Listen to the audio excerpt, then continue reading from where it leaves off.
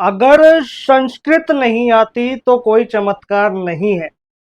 मेरे दो संस्कृत के श्लोकों का अगर हिंदी अनुवाद नहीं कर सकते तो कोई संत नहीं है, कोई महात्मा नहीं है, कोई स्पिरिचुअल व्यक्ति नहीं है। ये बयान है, मेरा नहीं है, ये ध्यान रखना, ये बयान है राम भद्राचार्य जी का, प्रेमानंद महाराज जी के ऊपर। काफी लोगों ने इसका रिप्लाई भी दिया, कुछ लोग सपोर्ट में थे, कुछ लोग विरोध विरोध में थे। अब आखिर सोचने वाली बात ये है कि आप क्या चाहते हैं, सपोर्ट, विरोध, क्या उनकी बात सही है या गलत है, इसके बारे में कमेंट में जरूर लिख देना। चर्चा करने वाला हूं कि ये जो बयान था ये किस हद तक सही था, किस हद तक गलत था।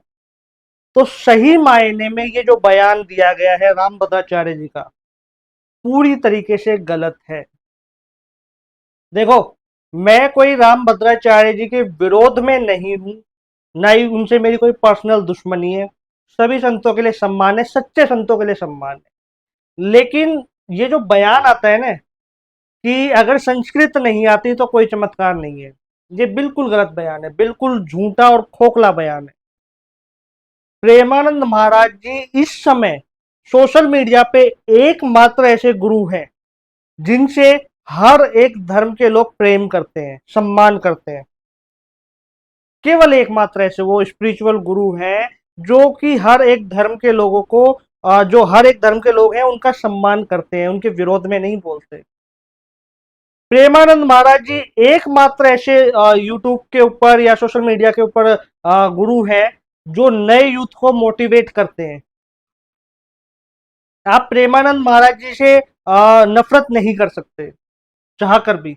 कुछ बातें उनकी गलत लग सकती है, आप उनसे दुखी हो सकते हो, नाराज हो सकते हो, लेकिन उनको बुरा नहीं बोल सकते। और एक और है आचार्य प्रशांत जी, जो आज के यूथ के लिए एक सही मार्गदर्शक हैं, जो आज के यूथ को एक बहुत ही अच्छी नॉलेज दे रहे हैं। तो सोशल मीडिया के ऊपर ये दो ही ऐसे महान संत हैं जिनको मैं भी रिकमेंड करता हूं कि आप लोग इनको सुनिए और यकीन मानिए एकदम जेन्युइन बातें करते हैं, एकदम रियलिटी बातें करते हैं, कोई भी फेक बातें, कोई भी ऐसी बातें नहीं करते। चलो इन दोनों के बारे में तो हम ना बात करके हम राम भद्राचार्य के बारे में बात करते हैं कि कैसे उन्होंने ये बयान दिया एक पॉडकास्ट के अंदर। और ये पॉडकास्ट भी कोई नॉर्मल व्यक्ति नहीं ले रहा है, ये सोशल मीडिया के ऊपर सबसे पॉपुलर जो व्यक्ति है ना वो ले रहे हैं पॉडकास्ट, जो मीडिया से भी जुड़े हुए।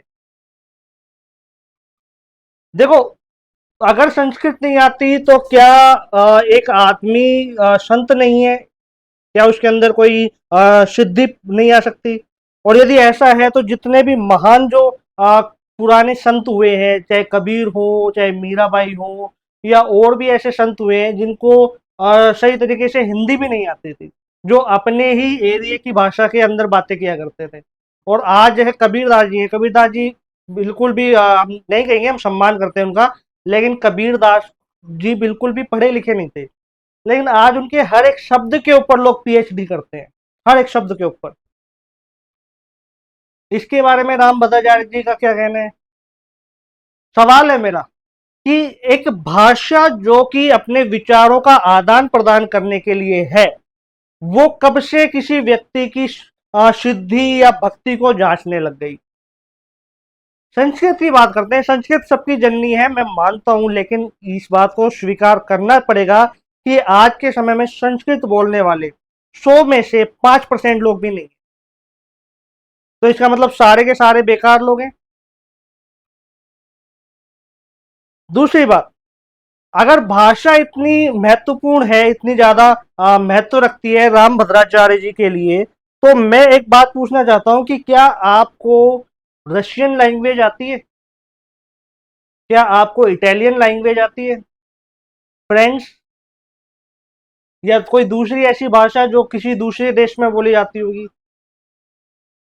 नहीं आती। ये आपके लिए बिल्कुल भी ऐसा नहीं है कि हम आपका अपमान कर रहे हैं, हम आपको यही बताना चाह रहे हैं कि हर एक एरिया की, हर एक जगह की, हर एक देश की, इनफैक्ट हर एक राज्य की अलग अलग भाषा होती है। राज्य छोड़ो, हर एक शहर की अलग अलग भाषा होती है। भारत में नॉर्थ में अलग भाषा बोली जाती है, साउथ में अलग भाषा बोली जाती है, और नॉर्थ के भी अलग अलग राज्यों में अलग अलग भाषा। अलग अलग राज्यों के अलग अलग शहरों में, अलग अलग गांवों में, इनफैक्ट अलग अलग एरिया में अलग अलग भाषा बोली जाती है। तो भाषा का उद्देश्य सिर्फ इतना होता है कि अपने विचारों का आदान प्रदान करना, ना कि किसी व्यक्ति की भक्ति या किसी व्यक्ति का एक समर्पण देखना, उसको चेक करना। आप लोगों को समझना पड़ेगा कि ये एक अहंकार रूपी बातें हैं। मैं अगेन फिर ये बोल रहा हूं कि ऐसा नहीं है कि किसी संत को मैं अच्छा या बुरा बोल रहा हूं, लेकिन जब जब किसी संत में अहंकार आता है तो यकीन मानिए अच्छा नहीं होता, ना उस समाज के लिए, ना उस सोसाइटी के लिए, ना उस देश के लिए, ना उस दुनिया के लिए। लोग राम भद्राचार्य जी की इज्जत करते हैं, बहुत बड़े फॉलोअर्स हैं। यकीन मानिए मैं बिल्कुल नहीं हूं। मैं साफ बोलता हूं, मैं केवल या तो आचार्य प्रशांत जी को सुनूंगा आज के टाइम में, या प्रेमानंद महाराज जी को सुनूंगा। ठीक है, और थोड़ा पीछे चले जाए तो आचार्य रजनीश ओशो। ठीक है, या फिर उनसे पीछे चले जाएं तो आप गोरखनाथ आदि शंकराचार्य महाराज जी हो गए, और ये जितने महान संत हो गए, ये लोग हो गए। तो मैं इनको ज्यादा सुनना पसंद करता हूँ। ठीक है, लेकिन राम भद्राचार्य जी का ये जो बयान है ये बिल्कुल ही गलत है, और मैं आशा कर रहा हूँ कि एक संत की महानता रखते हुए वो अपने इस बयान के ऊपर सफाई ना देते हुए स्वीकार करेंगे कि उनसे जाने अनजाने में गलत हुआ। क्योंकि देखो, माया किसी को नहीं बख्शती, बड़े से बड़े संत को नहीं बख्शती। घेर लिया ना माया ने राम भद्राचार्य जी को। सोशल मीडिया के ऊपर जो जितना पॉपुलर हुआ, उसके विरोध में उतने ही लोग खड़े हो गए।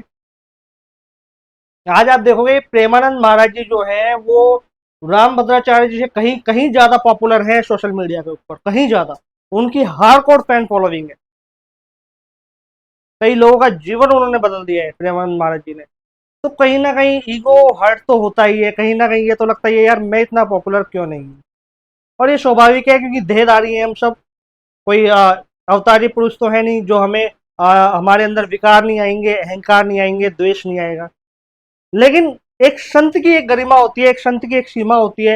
एक संत को अपने शब्दों को बोलने से पहले उसको नाप तोल लेना चाहिए, उस पर विचार कर लेना चाहिए कि वो जो शब्द बोल रहे हैं वो सही है या गलत है।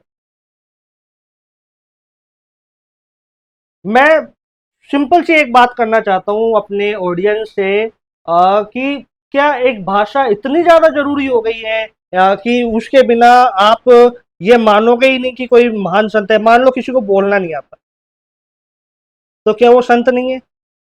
किसी के नेत्र नहीं है, तो क्या उसने कभी शास्त्रार्थ पढ़े नहीं होंगे? क्या उसको शास्त्रार्थ नहीं आते? क्या वो शास्त्रों का अध्ययन नहीं कर सकता है? भाई बहुत सारे ऐसे संत हैं जिनकी नेत्र नहीं है, वो सुन सुन के शास्त्रों का अध्ययन कर लेते हैं, और जिनके नेत्र हैं उनसे ज्यादा अच्छे से उनको समझ में आता है।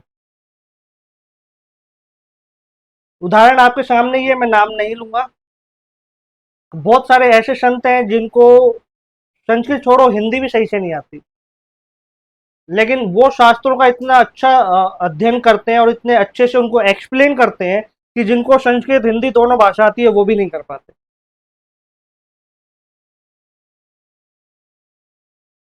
ईश्वर के सामने जब आप जाओगे तो आपकी कौन सी भाषा निकलेगी? आपको क्या लगता है कि आप जब भगवान के सामने जाएंगे तो क्या आप संस्कृत में वार्तालाप करेंगे? नहीं, यकीन मानिए नहीं करेंगे। ठीक है, हम टीवी में देख लेते हैं, वो एक अलग चीज है, वो एक स्टोरी होती है। लेकिन जब आप ईश्वर के सामने जाएंगे तो आप एकदम मौन हो जाएंगे। आपकी नेत्रों से आंसू बहेंगे, प्रेम के आंसू, और उस प्रेम के सागर में डूब जाएंगे, और वो परमेश्वर में विलीन हो जाएंगे। आप वार्तालाप नहीं करेंगे कि हाय हेलो भगवान आप कैसे है कैसे नहीं है। ना आप हिंदी बोलेंगे, ना संस्कृत बोलेंगे, ना इंग्लिश बोलेंगे, कोई भाषा नहीं बोलेंगे। क्योंकि भाषा लोक धर्म के लिए है, इस संसार के लिए है, अपने विचारों का आदान प्रदान करने के लिए, क्योंकि मनुष्य ने अपना दिमाग विकसित कर लिया। जब मनुष्य का दिमाग विकसित नहीं था, जब मनुष्य जंगल में रहता था, तभी भी तो बिना भाषा से काम चलता था, और चलाता थे, बहुत अच्छे से चलाते थे। इनफैक्ट जब मनुष्य के पास भाषा नहीं थी तो वो जानवरों की भाषा समझ पाते थे। अब भाषा आ गई है तो जानवरों की भाषा समझना बंद हो गया, पेड़ों की भाषा समझना बंद हो गया। तो कोई भी भाषा किसी भी महान संत के विचारों का खंडन नहीं कर सकती।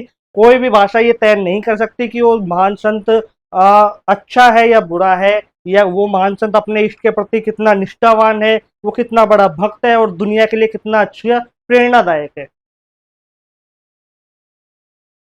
वीडियो का बनाने का उद्देश्य ये बिल्कुल नहीं है कि मैं राम भद्राचार्य जी के उसको नीचा दिखाने की कोशिश कर रहा हूँ या उनके बारे में कुछ बुरा बोलने की बात कर रहा हूँ। जो हकीकत है वही बात कर रहा हूँ। आपका बयान बिल्कुल गलत था।